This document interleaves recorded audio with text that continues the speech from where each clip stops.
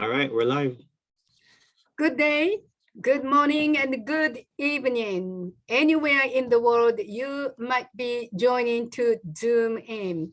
Welcome to the monthly Interreligious Association for Peace and Development, in short IAPD Peace Forum.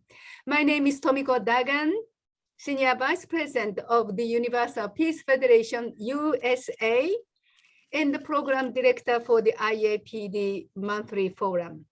IAPD is a project of the Universal Peace Federation, which is an NGO in general consultative status with the Economic and Social Council of the UN. The title of today's forum is Principles of Peace Building and Reconciliation in Geopolitical Flashpoints. IAPD focuses on building lasting peace and the well-being of humanity, centered on the global principles of interdependence, mutual prosperity, and shared universal values. For this purpose, the IAPD encourages various forms of people-to-people engagement as a soft power or track 2 approach to peace in addressing the concerns and challenges of today's living conditions and humanitarian needs. Now I'd like to invite the moderator of today's program, Dr. Michael Jenkins, the president of UPF International and the chairman of UPF North America. Welcome, Dr. Jenkins. The floor is yours. Thank you, Vice President Tomiko Duggan, and thank you for the excellent leadership you have provided for the Interreligious Association for Peace and Development. This program today at 2 p.m. is on peace and the principles of peace building and reconciliation and geopolitical flashpoints. Generally on Tuesday, we're focused on flashpoints such as North and South Korea or the Middle East. And we're going to expand that today into the principles of peace building. Our first speaker is a renowned pastor and bishop and leader of the African American Catholic congregation. He has many churches that are under him, under that banner, and he's also the founder of his own Imani temple. Archbishop Stallings is currently the chairman of the Interreligious Association for Peace and Development for North America. He has been to the Middle East on many, many occasions, and also to the DMZ between North and South Korea.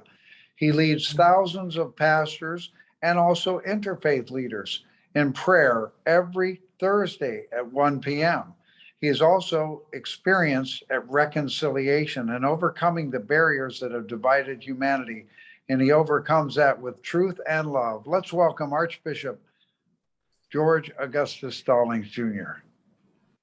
Thank you very much, Dr. Michael Jenkins, and to all of our distinguished panelists who are on this program, Principles of Peace Building and Reconciliation, focusing on a lot of the geopolitical flashpoints. I am honored to be here not only as a pastor, but as you said, also as the chairman of the Interreligious Association for Peace and Development USA, which is the sponsor of this program. And I thank our great moderator, our great coordinator, Mrs. Tomiko Duggan, for bringing all of us together. I'm reminded as a pastor, I'm reminded of the Word of God, and particularly the sacred scriptures when it speaks about unity and peace and what is the source of unity. In Paul's letter to the church at Ephesus, in Ephesians chapter 4, verse 3, a particular translation of the text says, make every effort to preserve the unity that has the Spirit as its origin and peace as its binding force. If the Word of God speaks about that unity which has the Spirit as its origin, we can conclude that unity is just simply more than bringing people together to be of one mind and heart. But the unity is deeply rooted in a spiritual principle that points us to the one who is the penultimate paradigm, the quintessential paradigm of unity itself. For me as a man of faith, and for many of us on this broadcast today, that central entity, that divine spiritual energy is God, or by whatever name we may attribute to the one who is not only the creator of the universe, but the one who has formed and fashioned each and every one of us in its image and likeness, which means that there's a commonality that exists among us, that we all come forth out of that one source. And I've often shared this in my teaching and homiletics, that if all of humanity was created by the same individual divine spiritual force, by whatever name we call it, then it also means that we share in common something that we take from coming forth from that one divine source of energy. And as a Christian and as a person who embraces all of the world's religions, in my capacity as chairman of the Interreligious Association for Peace and Development, my focus is not primarily on Christianity, even though I'm a Christian minister, Catholic to be even more specific, and African-centered Catholic to really be definitive. But the point is I believe that religion, which is really man-made, woman-made, God never created religion. Man and woman created religion as an institutionalized means of finding themselves back to God and to God's original plan for his creation, that we would stand as the visible and tangible manifestation of the presence of God and in a substantial, visible way, and that we could really take ownership and control over this spectacular, magnificent universe and create the kingdom of God, also known as the kingdom of heaven here on earth. So the principles that deeply drive me are spiritual, because I believe that the unity that we are seeking in our world today, in a very divided, truncated, fractured, contaminated world, is that we have to get back to our roots. We've got to get back to the source to reflect that from which each one of us has come. So in that particular context, I realized that if the origin of unity is the spirit, and that what will hold that unity together is peace, then that means that each one of us must strive to be a peacemaker. There's also a reference to peacemaking in the scriptures contained in the synoptic gospels, namely the gospels that parallel each other in the New Testament, Matthew, Mark, and Luke. And it speaks about the Sermon on the Mount in Matthew's gospel, called the Sermon on the Plain. In Luke's gospel, it says, "Blessed are the peacemakers, for they shall be called the children of God." And that's how I see myself, as a son of God. I hope you see yourself as a son or daughter of God. And the spiritual principle that drives me to seek unity with others, to live for the sake of others, to do everything I can possibly accomplish to uplift that other person, to help that other person see the beauty that each one possesses, is driven by this whole concept that we are inextricably linked to one another in a common bond of mutuality. Martin Luther King Jr. addressed that topic when we said, we are all tied together in a single garment of destiny, inextricably linked together in a bond of mutuality. What affects one directly affects others indirectly. That's the law of nature, that we cannot get around the fact that our individual lives can have a rippling effect on the lives of others. So when I look at this whole concept of the principles of peace building and reconciliation in this geopolitical and in geopolitical flashpoints, I realize that if I am going to really play a role in bringing about peace in our world, first of all, I must realize that it starts with me. Michael Jackson says, "I'm starting with the man in the mirror, and I'm asking him to change his ways." And no message could have been any clearer. If you want to make the world a better place, take a look at yourself and make that change. And so I realized that when I point one finger at you, I'm also pointing three fingers at myself. So it is incumbent upon me, the onus, put it this way, the onus of bringing about peace begins with me. Let there be peace on earth, and let it begin with me. Let there be peace on earth the peace that was meant to be with God as our heavenly parent. Brothers and sisters, are we? Let us start with each other in perfect harmony. Let peace begin with me. Let this be the moment now. With every step I take, let this be my solemn vow to take each moment and live each moment in peace eternally. Let there be peace on earth, and let it begin with me. And it's based on those spiritual principles that Mrs. Duggan shared with us earlier. Interdependence. The reality is, I need you, but you also need me. It's about mutual prosperity. How can I prosper and you suffer? How can I be enriched and you live in poverty? How can I say that I am well, my well-being is intact, and your life is torn apart? I have a responsibility to you. We are all molded and remolded by those who have loved us.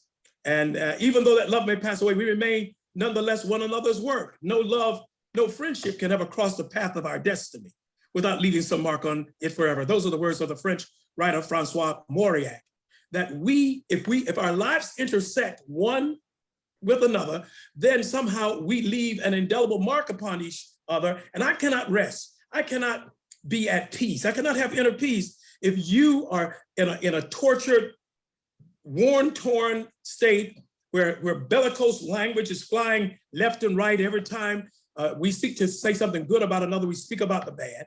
That there is this mutual prosperity that goes above and beyond material things. It's a spiritual thing. And then shared common values. If I am to walk with you, if you are to walk with me, there must be certain values that we share in common. Despite our politics, our race, our ethnicity, our socioeconomic, geopolitical background, we're talking about achieving peace and reconciliation in all of these geopolitical flashpoints. There are certain spiritual principles that you cannot ignore, that you cannot dismiss. And the reality is that if we are to really bring about a world of true and lasting peace, we have to learn how to live for the sake of others. We cannot be caught up in our own egocentric, egomaniacal pursuits. We cannot be using our special gifts that our God has given us for ourselves, but we must use it for the building up or for the edification of other people, of other nations. And then we must come to realize that what affects the people of North and South Korea on that land, in the land of the morning calm, there in a nation that is divided between not just simply peoples, but families, that we'll never be able to achieve peace in the Middle East. We'll not be able to have peace on the continent of Africa. There will never, ever be peace and reconciliation if we count on someone else to do it or leave it as the responsibility of government, of legislatures, of judicial branches. No, we must take that soft power approach. We must take that level of diplomacy, people-to-people engagement that will allow us to work to bring about peace and reconciliation. So those are my little humble thoughts. I hope that somehow they will germinate within each of us and bring forth a rich harvest. I want you to know that I live as a peacemaker. And lastly, I want to say there are three categories of people, Dr. Hendricks, in our world today. There are three categories. Those, number one category consists of those who make things happen. Second category, those who watch things happen. Third category, those who sit and wonder what happened. I'm the kind of person in that first category. All of you are in that first category. We can make things happen. We can bring about peace through reconciliation, through healing, for seeing the commonality that exists among all of us as brothers and sisters of the one same heavenly parent, God. Thank you very much for your participation. Thank you for your attention. And I pray that this seed will bear much fruit in our efforts to build a world of true and lasting peace. Thank you, Dr. Jenkins. Archbishop Stallings, thank you for your deep insights on how to bring about reconciliation and breaking down the barriers. And I must say, I went into the Gaza Strip with Archbishop Stallings to meet Muslim leaders. We went there and we met all interfaith leaders. There are Christian churches in the Gaza Strip. And it was we went many times, actually. And in times of political conflict, everything would shut down. But the religious leaders could keep the door of dialogue open. And that's why I commend you, Archbishop, for your courage to always keep all doors open between God's people. And at this time, we're very honored to present our next speaker, Mrs. Farah Atassi. Ms. Atassi is the president of the Arab Information and Resource Center in Washington, D.C., and she's a founding member of the Syrian High Negotiations Committee. She's an author. She's a great political activist, entrepreneur, and intellectual. She is also an outstanding spokesperson and leader and thinker in the movement for peace. She comes from a very prestigious family, the royal family in the Middle East. The Atassi family ruled Syria before the Assad family. And they were first elected president to Syria. The first of their family that was elected to Syria was Hashim al-Atassi, who wrote the Syrian constitution. And the last president of Syria, Dr. Nur Din al-Atassi, was the person that led Syria before the Assad family took over, through an overthrow occurred. So Her Excellency Farah al-Atassi is well known as a great leader in the Arab world and the Arab Spring. She did so much to bring about peace and negotiations between all people, opening the door for freedom of speech and freedom of culture, and allowing the great expression of faith through various faith communities, but especially from the Muslim community, allowing that to blossom. So we want to welcome at this time, and we're honored to present to you Mrs. Farah al-Atassi. Welcome. Thank you, Dr. Michael Jenkins, for your kind introduction. And thank you for my sister, Tomiko Dungan, for bringing me as the only woman speaker with this esteemed and great on the podium. And it's so hard to start a discussion after the inspiring speech by Archbishop George. Thank you so much for your very inspiring words that really we as a peace activists feel exactly the way you feel about how we can always stress the common values, how to bring about unity between different cultures and religion. I would like to start casually by saying that I studied conflict resolution, peace, and interfaith at Georgetown University for many years. But when my journey started as a peace activist, I personally found out that whatever I learned theoretically at Georgetown University, only probably 5 or 10% of these teachings, academic teachings, actually apply on reality and on the ground when you deal with authoritarian government, when you deal with corrupt government, when you deal with somehow ignorant societies, when you deal with bad faith leaders who actually put the oil on the fire to make the conflicts larger and to make the pain deeper. I found out from my humble experience over the 20 years in dealing with peace and conflicts, specifically in the Middle East, a region, as you all know, suffered for the past 10, 20 years, 25 years of endless wars, of division between its own people, being suppressed by a very authoritarian, bloody government. Like specifically, I dealt with the peace process in Syria with the Assad family. All of these somehow challenges, I would say, it's so hard on the ground to achieve peace, no matter how honest and sincere your efforts to really reach out to the other. I wouldn't say the enemy, but just to your advisory, reach to his heart, reach to his soul and tell them, we are humans after all. We have so many in common. We care about family. We care about the future of our children. However, unfortunately, the special interest always interfere, and specifically political interest interfere in achieving peace. I found out that I always wrote about it, and I called it in many of the theses that I wrote, 3 pillars should be included in every peace process and in every efforts. 3 parties should be included in any negotiation, in any conflict, whether it's in the Middle East or all over the world.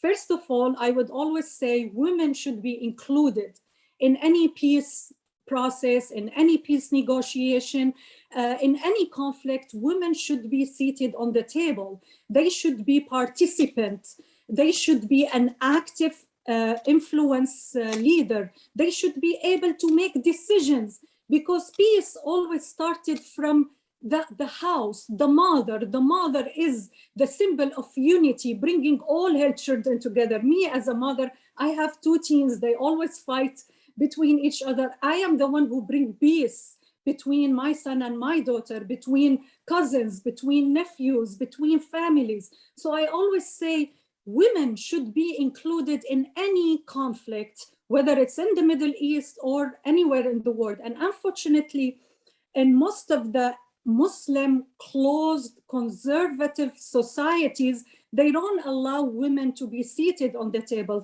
They should be on the driver's seat. They should be, they put them on the passenger seat. They don't put them on the driver's seats. And to me, that's a terrible, terrible mistake, because no one understands the essence and the pain of not achieving peace, of war, of displacement.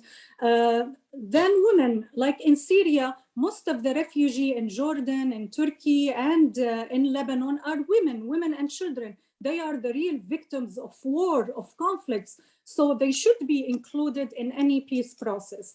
And the second pillars, which I think also very important in achieving peace, is the role of non-government organization, the role of the ADP, your organization.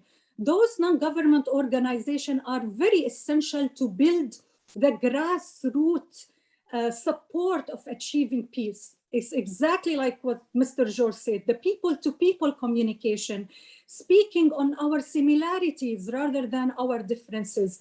Only the non-government organization and the NGO will be able to work freely on the ground, and they should be supported and empowered, and they should be also seated on the table when there is any conflict, whether it's political conflict, it's religious conflict, it's financial conflicts. The NGO always should be also included in any peace negotiation or any peace conflict efforts.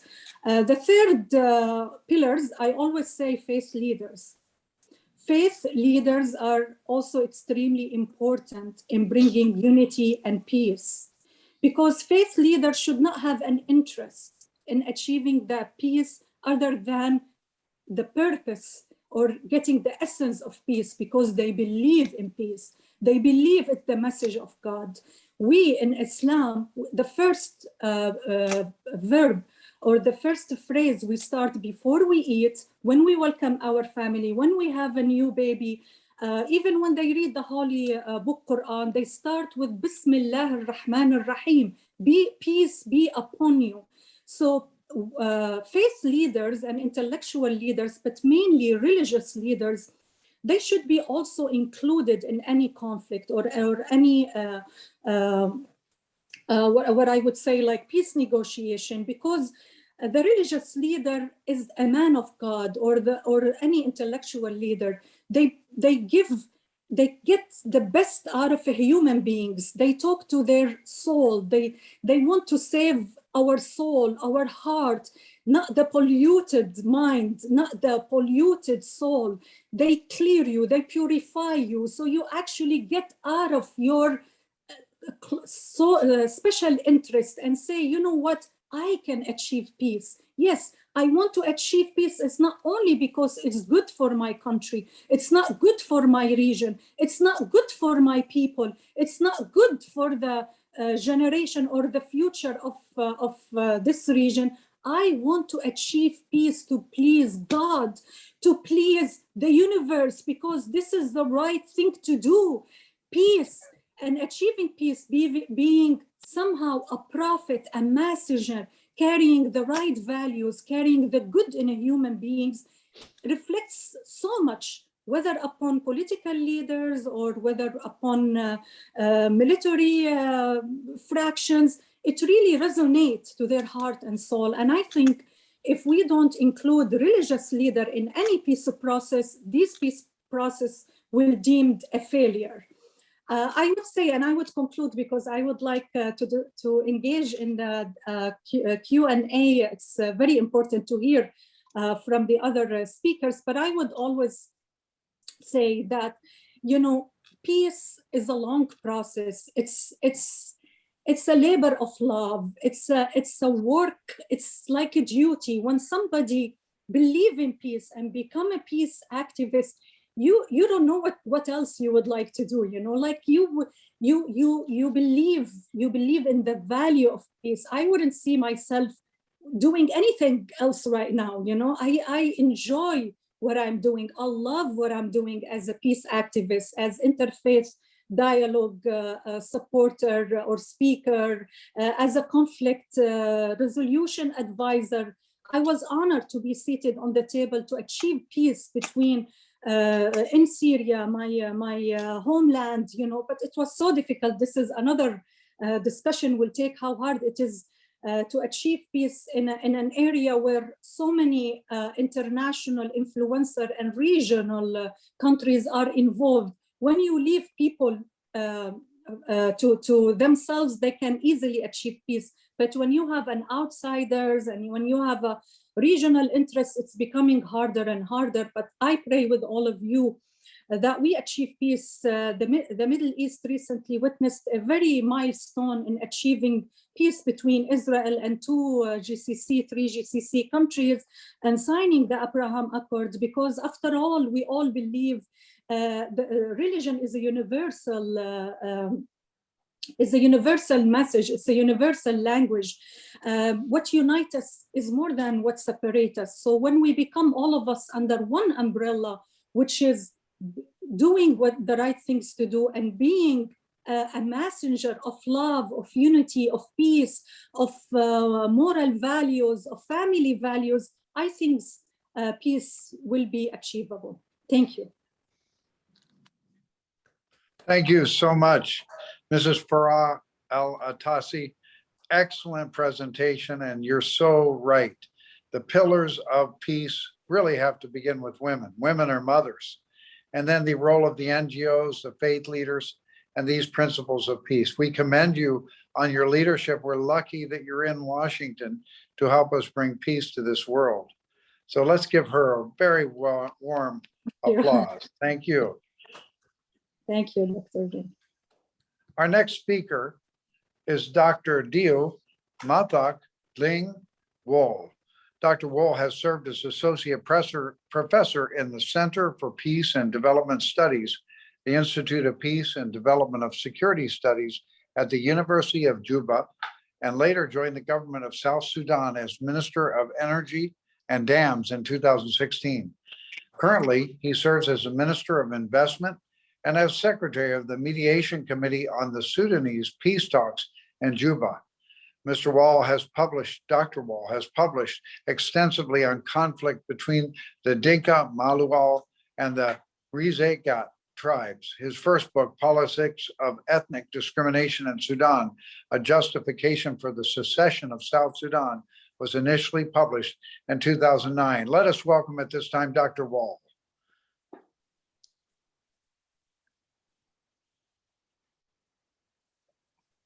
Thank you so much, Dr. Michael. I'm honored really to join you in this unique forum where I will speak beside Father George and Dr. Farah. I really enjoy their presentation.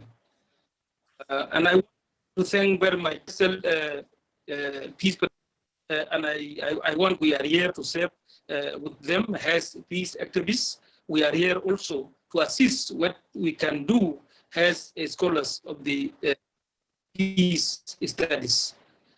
When I was working in Dr. Michael, I was wondered which pillar I should fit among, the principle of the peace building. Because peace building is an ocean that actually brought a lot of principles. Among them, I could say that some scholars, they speak of economics development as one of the pillars for the peace building, for the fact that when there is a poverty in a certain area, automatically you will see that the communities tend to fight among themselves, tend to make a looting, tend to make a cattle raiding. All these are elements of the poverty, which actually, if there is development, then automatically we will enjoy peace. And we have seen in many advanced countries where there are a lot of infrastructure, there are a lot of roads, there is power, there are many schools, that they enjoy the tranquility, the peace in their own country. But in most countries which are underdeveloped, especially our case in most African countries, you will see that communities are still fighting among themselves because they don't have infrastructure, they don't have roads, they don't have schools.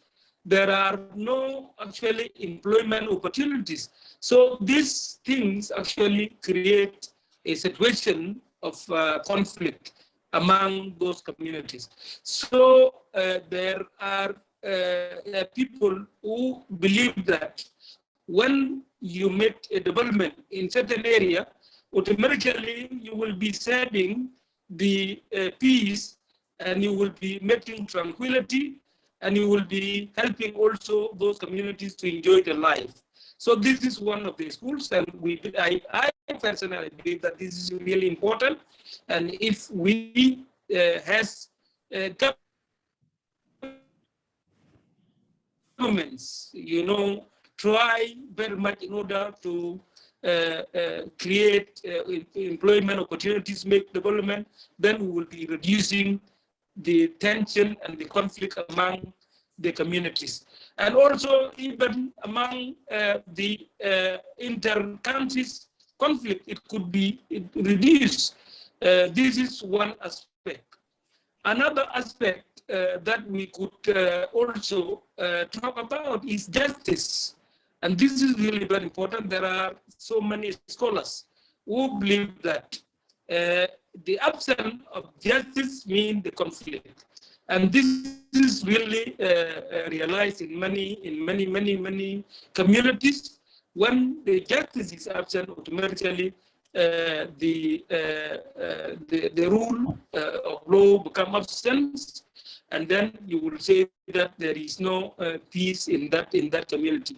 We need to do justice, and also I can say that's why some of democratic societies, those who are applying democracy in their governance, have peace in those communities, because in democratic situation, the freedoms are allowed.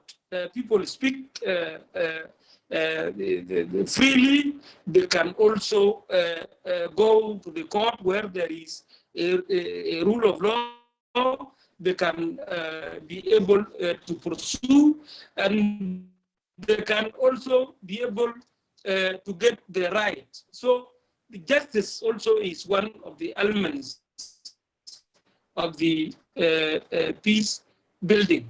If there is justice, automatically in those communities, you will realize that the peace is observed. I'm going to concentrate on this issue of dialogue, because we have seen how dialogues actually try to narrow the gaps among the communities. We believe that there are a lot of differences as a human being. There is different races, there are different colors, there are different languages, there are different cultures, and even there are different ideologies. So for us to narrow the gap and come together, understand ourselves, we need to sit down, we need to dialogue ourselves, and we need to have a common understanding.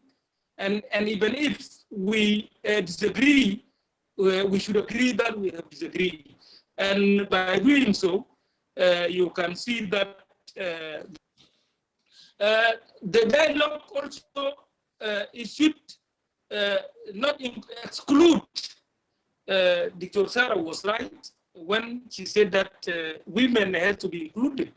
This is really very important because we have seen in certain communities, others, for example, like women are not so significant. Their contribution is not seen as major in bringing peace or even also in making war. So this concept, it has to be confronted, and people must have to include the women in the peace process. They must have to include the elderly people. They must have to include the young people.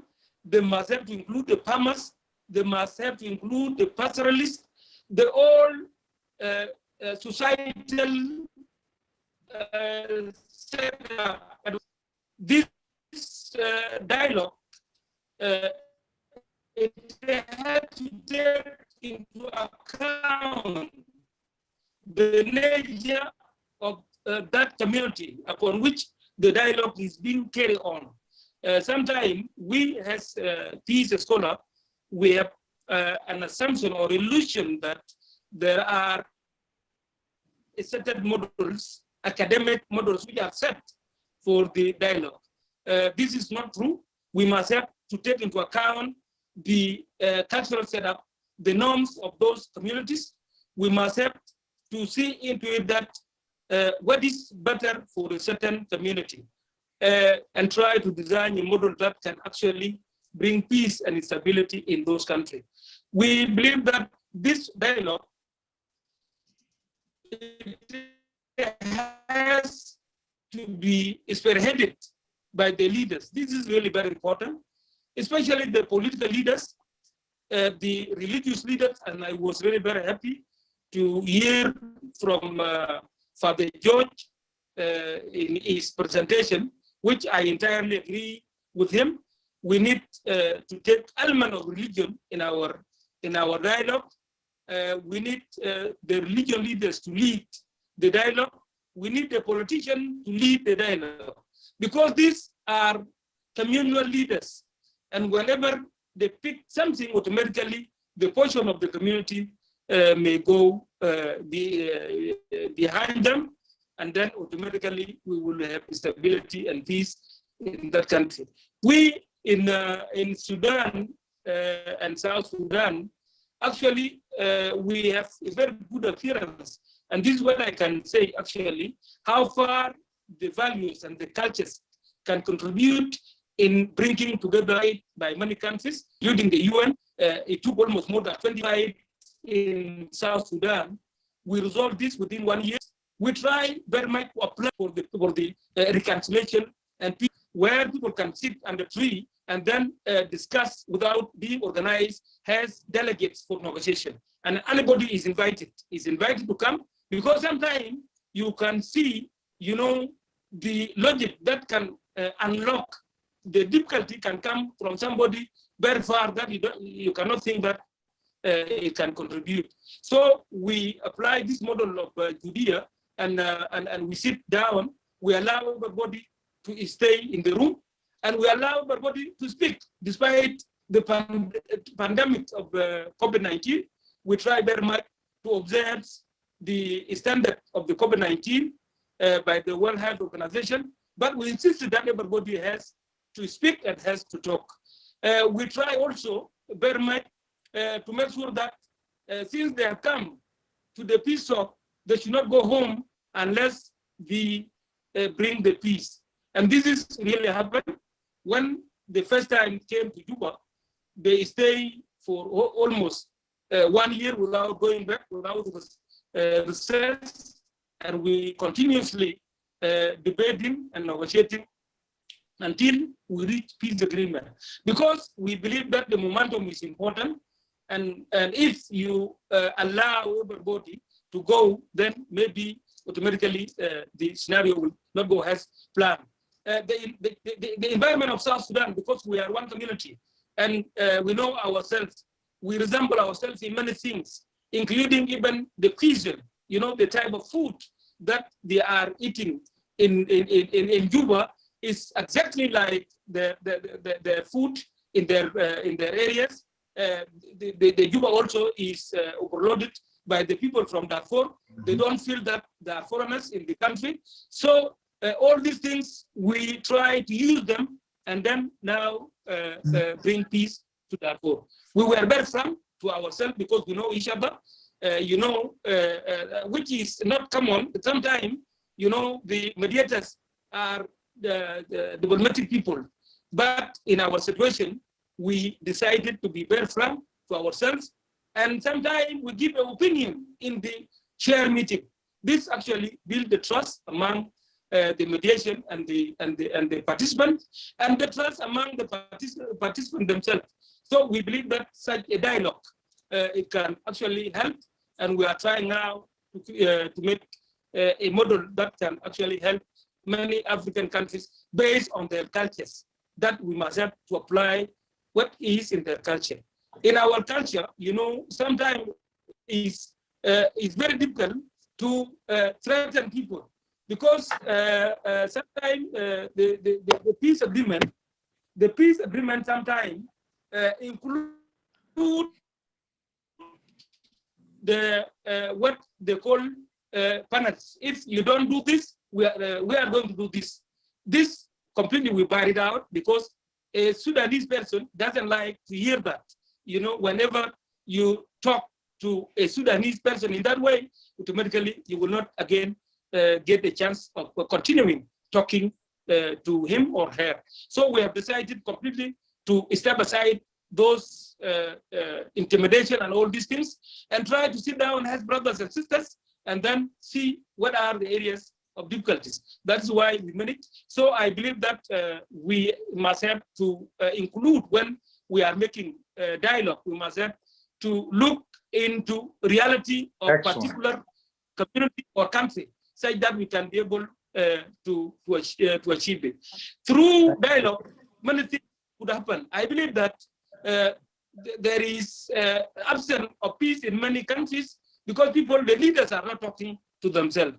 And I want to take this opportunity to encourage the world leaders, especially our brothers and sisters in Korea, Peninsula, such that they could be able to sit and then talk to each other. Whenever you talk to each other, automatically you will see the logic and you will see the point, and then automatically you can come down and try to address the issue based on the reality, based on the dialogue. So dialogue is important. We need to dialogue such that we have peace in our community. The overall result is reconciliation. We must have to reconcile whatsoever the matter. This is really important. As a human being, we can commit a lot of mistakes. But when you admit a mistake and then say, oh, I'm really very sorry, please forgive me, then automatically you will be forgiven, and then life will continue. I want to thank you, Dr. Wall. Thank you, Michael, for this opportunity. Thank you, Dr. Wall. This is excellent and most important presentation. As a Minister of Investment, and especially as the Secretary of the Mediation Committee on the peace talks, you played a very significant role. Our chairman, Dr. Thomas Walsh, and the regional president, Kathy Rigney, Bakari Kamara, and also our Dr. Taj Hamad, who is from Sudan, were there when you had the ceremony of reconciliation. We commend you. You're a world leader for peace, and we're honored to have you with this program today. Everyone, let's give a warm appreciation for Dr. Wall, the Minister of Investment for South Sudan. We really appreciate you, sir. And at this time, I'd like to introduce, thank you. I'd like to introduce Dr. Tyler Hendricks for our final presentation. Dr. Hendricks did his graduate study at Unification Theological Seminary in Religion and went on to get a doctorate at Vanderbilt University. He served as Assistant Director of the First Assembly of World's Religions, President of the Family Federation for World Peace and Unification in America, President of the Unification Theological Seminary, and is author of the book Family, Church, Community, and Kingdom. He currently is in Korea, and he's teaching at Sun Moon University and the Sunhak UP Graduate School. We really welcome you, Dr. Hendricks, and I know it's very early in the morning there. It's 3:46 a.m., but you look bright and strong. So thank you for doing this for us. Thank you, Dr. Jenkins, and thank you to Mr. Wall and Farah Atassi. Nice presentations. I'm going to be sharing my screen here and going to my PowerPoint here. I'm going to speak on the role of religions in the Korean unification. The intervention of religions is essential to the unification of the Korean Peninsula. Religions can be the world's moral force if they can overcome sexual immorality and if they can stop fighting with each other. Here's the game plan. First, religious leaders practice true family values and lead their people to practice them. This means receive the marriage blessing and prepare our children to do the same. Second, unite with other religions to bring your government to adopt true family values. True family values can serve as the foundation for a nation's law, policy, and culture. Nations whose law, policy, and culture are based on true family values will gradually harmonize. This will create a global foundation for the unification of North and South Korea by the same method. With one voice, proclaim to the government, science and religion agree. The most important laws of our nation are the laws that uphold and protect love. What are these laws? Science calls them the laws of nature. Religion calls them the laws of God. We are on the same page. God created nature and is revealed through its laws. So let's look at the laws of nature. Nature puts whole purpose above self-purpose, the principle of the ecosystem. So natural law tells us to put whole purpose above self-purpose, put others first. For us, the mind thinks about others. The body thinks about myself. So the first law of nature is the body follows the mind. That is, mind over body. All religions teach this. Mind and body is a vertical relationship. Now, if the mind-body relationship is the vertical law of nature, what relationship is the horizontal law of nature? The horizontal law of nature is the male-female relationship. In the ecosystem, male and female mature, unite, multiply, nurture, and repeat. Two takeaways. One, nature puts mature first before unite and multiply. Two, nature has parents nurture until their offspring reach maturity, which means they can survive to multiply on their own. For human beings, number one, mature first means sexual abstinence until marriage. Number two, nurture offspring means sustain the two-parent household, faithful marriage. So the horizontal laws of nature are sexual abstinence until marriage and absolute fidelity in marriage. The healthy nation starts with natural law, purity and fidelity, sexual abstinence until marriage, eternal commitment in marriage. Science proves nations that follow these laws multiply and thrive, and nations that violate these laws suffer and disappear. Violation of these laws leads to poorer health, more heart attacks, depression, alcoholism, drug abuse, anxiety, withdrawal, suicide, fighting, bullying, vandalism, preterm birth, greater infant, you get the idea, domestic violence, poverty, anger. Family breakdown is like a knife with two blades. Taxpayers cover the social costs of family breakdown. The recipients of those services rarely, if ever, repay the cost. So there's higher social costs, smaller tax base, and a moral crisis becomes an economic catastrophe. Sexual morality affects cultural development. J.D. Unwin was a young British anthropologist who tested Freud's criticism of sexual repression. He found that cultural anthropology disproves Freud. For society, quote unquote, sexual repression is totally beneficial. In the book Sex and Culture, Unwin presented his analysis of 86 cultures. He found that cultures that allow divorce decline slowly, gradually allow free sex, and then decline rapidly. On the other hand, cultures that practice absolute monogamy and forbid divorce expand and prosper.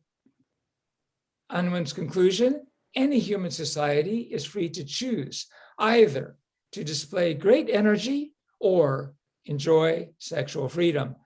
The evidence is that it cannot do both for more than one generation. Why?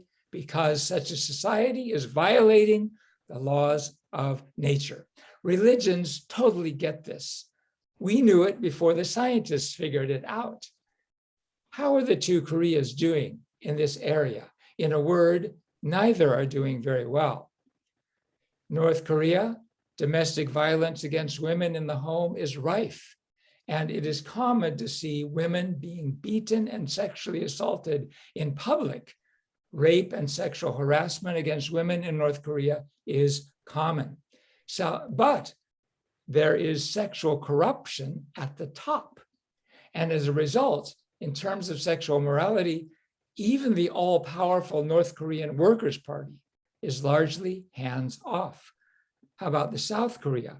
The world's highest level of digital sex crimes, the world's lowest fertility rate, one of the highest rates of female murder in the world. Not just Korea, all governments are dealing with these problems. The path forward is to honor religion and follow the science, move in the direction of sexual purity and marital fidelity, a two-pronged strategy for governments: sexual abstinence until marriage, pure love education, marital fidelity, true family movement. And here's where religion's second step comes into play: bless marriages and prepare youth to receive marriage blessing. Basic action step: the government officially adopts pure love education for its youth and promotes the interfaith peace marriage blessing for all citizens. This is a photograph of the parliament in Thailand receiving the marriage blessing. Governments use their soft leverage points: marriage and divorce laws, public school curricula, media support, public health policies, social welfare policies, tax incentives.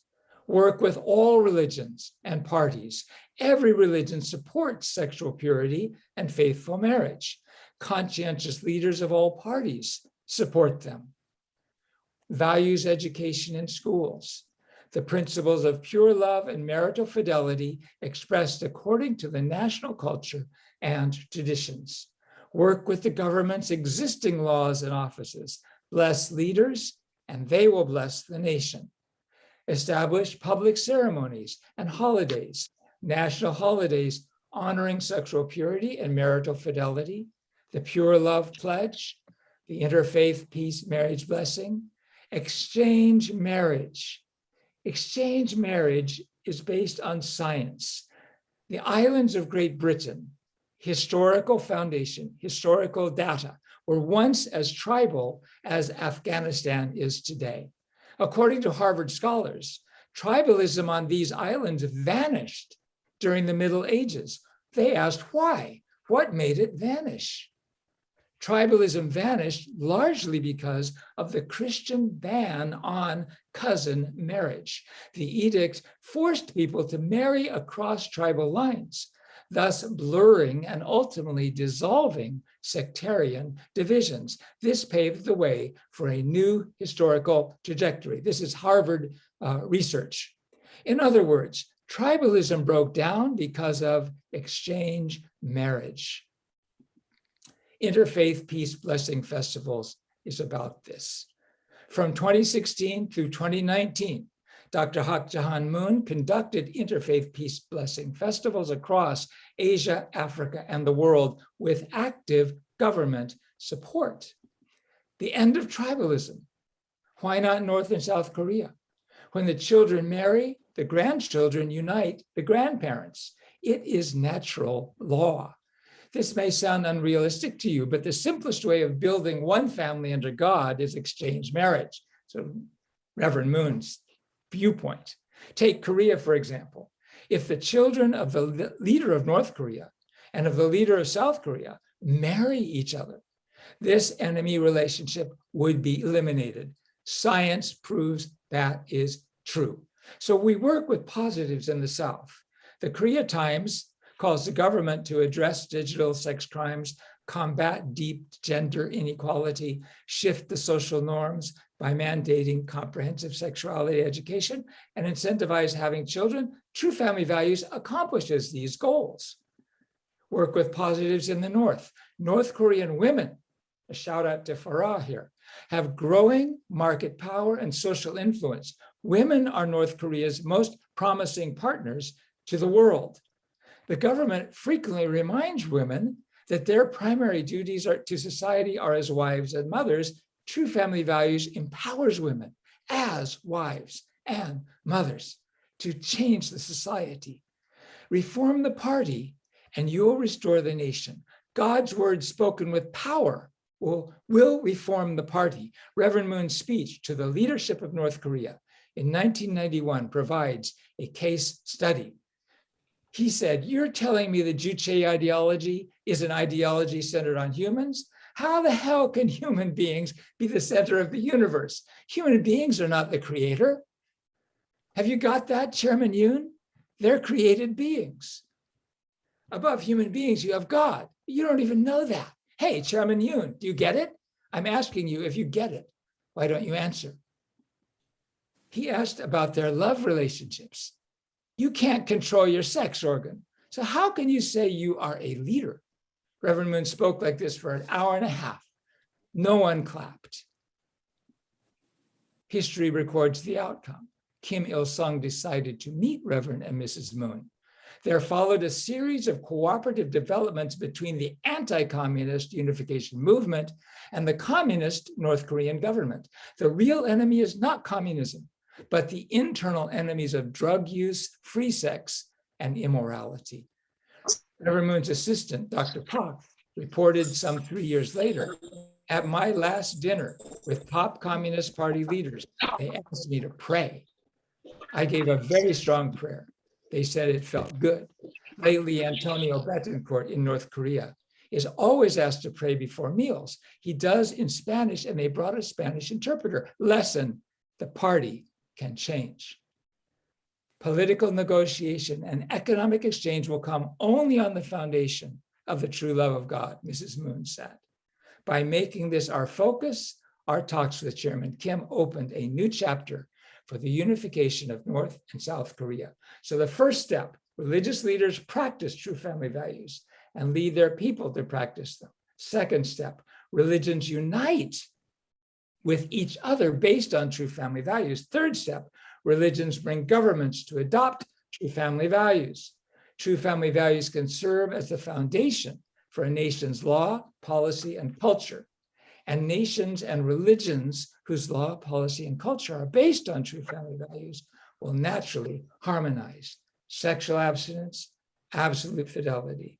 These are indigenous values. They are scientifically proven. They can unite all religions. They can unite all Koreans. They can unite the world. Thank you for your kind attention. Thank you, Dr. Hendricks. That was excellent and very insightful.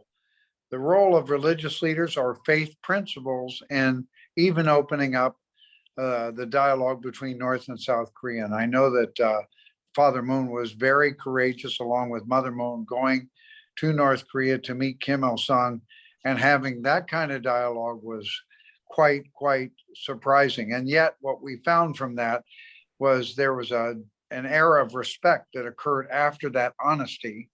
And then the dialogue has continued with Kim Jong-il and now with Kim Jong-un. Not by saying things that were just what people thought they wanted to hear, but by being truthful and honest. But there was also another aspect that was respect. They did it with respect. They were not condemning or condescending in any way or trying to pontificate on how we're much better. They didn't talk about that. They talked about that without God, you cannot have peace. So very, very important presentation. I'm so glad you could give it today. Thank you. We have a couple moments for just a little bit of dialogue. Archbishop Stallings, I'd like to ask you to just briefly reflect on what you take away from today's presentation. And then we'd like to have Ms. Farah and also Dr. Wall do the same.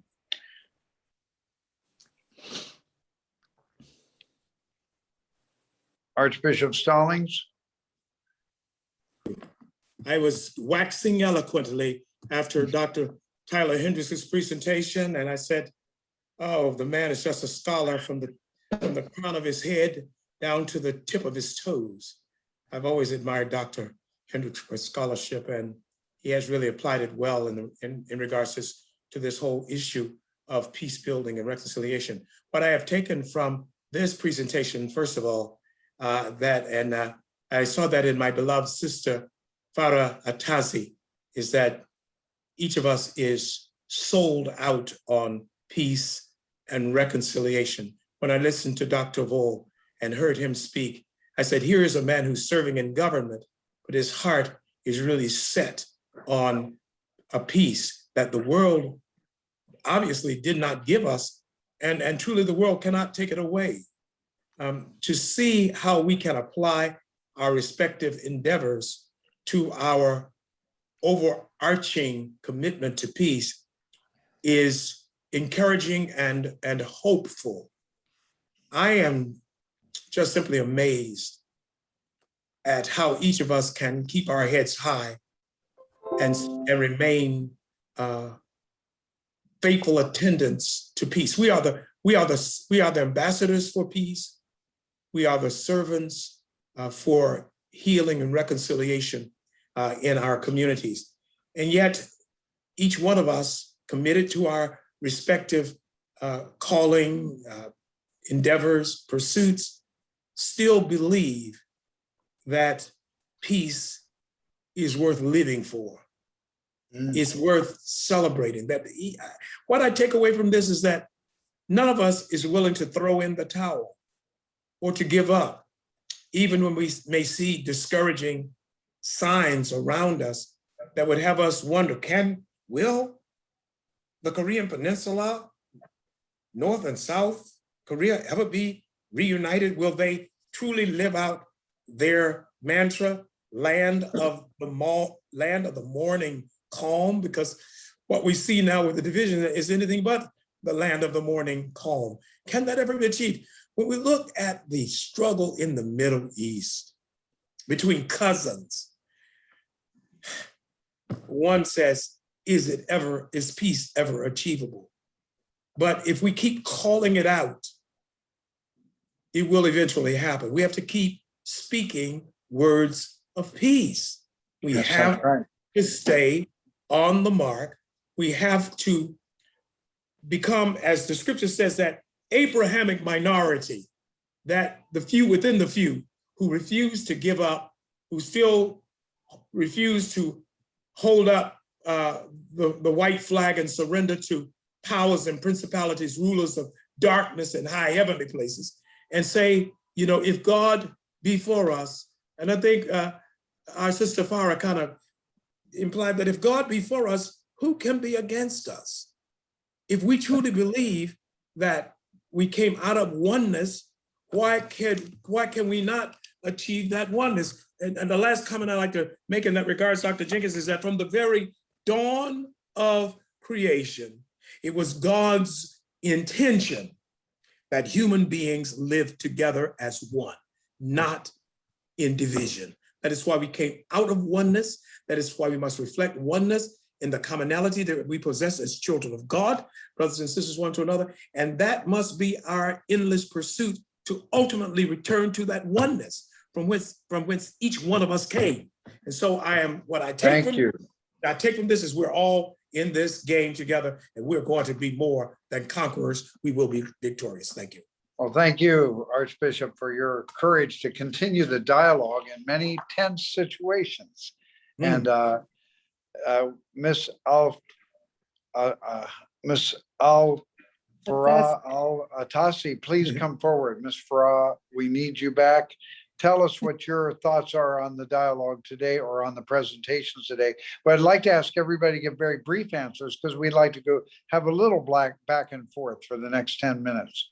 Okay. All right, Dr. Atassi. Thank you, Mr. Michael. You know, my name, Farah, it means light and happiness in Arabic. Oh, well, that helps. That sure helps. I want to thank Dr. Hendricks for an excellent presentation. It really touched my heart personally because I felt he was exactly talking about Syria. He was exactly talking about the Levant. He was exactly talking about the Arab-Israeli conflict, about conflicts between Iran and other regional power in the Middle East. The similarity is, you know, amazing. You know, I truly believe exactly like what he was representing or saying, that our values are under assault in this modern era. Our cultural values, our moral values, and most importantly is our family values. Right now, our kids, I am so worried personally about the future of this upcoming generation. They are manipulated. Their minds are hijacked by high-tech companies, by corrupt government. They want them to belong to nothing, you know, to value nothing. They want them to live in just like a fake society, you know. They try really to destroy the essence of how important the family values are to build a society, to build the future. You will see right now, they don't communicate. There is no human connectivity anymore. Everything is becoming machine, robotic. The emotions are gone. The feelings are gone. They becoming so much like, it's machine learning. It's actually, they are hijacking their minds. And this is exactly what makes the conflicts more difficult to actually resolve. When you have these people who has the influence or they have the tools to influence this generation, whereas we as a peacemakers and peace advocates and, you know, like spreading love, spreading light, spreading good versus evil, we rarely use this modern era technology to support our mission, to support our role as peace leaders, as family value belief. Yes. Unfortunately, we just have each other to talk with, but we have to make that crowd larger. We have to speak to the young. We have to try to protect their mind from the pollution and the noise that's happening. You're so right. So I you know, like put my hand in all your hands, because we're all in the same boat here, and we all, That's right. either That's we right. will stick together, all of us, or at least we will save this generation. We'll take them towards what's right, because this world right now is a very challenging, whether the conflict between North Korea and South Korea, whether the conflict in the Middle East, whether the conflicts in Africa, in Europe, all over the world, we witness more conflicts rather than resolving some conflicts. Thank you. There are new conflicts by the day. Thank you. Well, that was excellent. You know, you remember this past week, the whistleblower came out on one of the social media platforms. She worked for Facebook. And it came out very clearly that they knew that their algorithms were causing depression in young ladies and also even suicide. And yet, because it was economically viable to have people shaming each other and critiquing body shapes and sizes and putting down one another, that became very popular. It got a lot more, a larger audience, into hundreds of millions. And yet it was destroying people's lives. That's why we need the interfaith community to come together. It's not just government that will regulate these kind of things, although there is a role to play with government to not allow people to destroy others.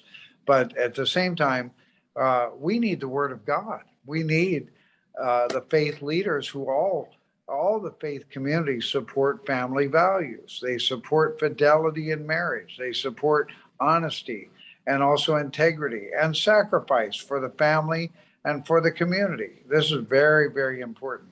Dr. Wohl, can you give a brief comment on this if you're still with us? I know you're broadcasting from Sudan, so we're very, very grateful that you've decided to be with us today. Unmute.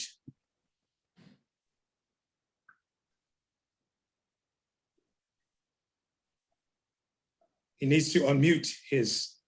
Dr. Wohl, if you could please unmute. And that happens to every one of us. Yeah, So, yeah. welcome, welcome. Thank you. The lesson that I have learned in this presentation is that all of us, we need to move together. And we must have to insist, as a peace lover, we must have to insist on the principle of peace building. We must have to see into it that everybody is contributing. And I agree with you, Dr. Michael, when you say that the religion has to be ahead of us, because this is the basis of our nuclear family. And we must have to fear God in order for us to serve humanity. This is the great lesson that we learned. We must have to continue dialogue. And at the end of the day, we will go there. Thank you so much. Thank you, Dr. Wohl. What an excellent panel today. This is one of the best programs, and it's really relevant and urgent. Dr. Hendricks, final comments? Oh, well, I'm just grateful to be able to participate and to share. And I really resonate with our sister, Farah Atassi. And I can understand how the United States has had a very, good influence on the world, but also a very bad influence on the world in terms of moral values.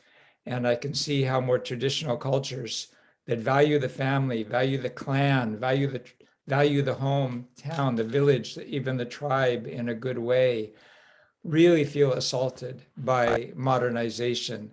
And we've really got to address this and bring us all together, Christian, Jewish, Muslim, Buddhist, everyone together in the same direction, centered on God's heart and God's love and God's law. Thank you very much. Thank you so much. Well, unfortunately, our time has been spent, but it's been well spent. And we're really honored to have Archbishop George Augustus Stallings Jr. and Mrs. Farah Atassi from the royal family of Syria, and also Dr. Wohl, the Minister of Investment and Chief Leader in the Dialogue for Peace, and Dr. Hendricks.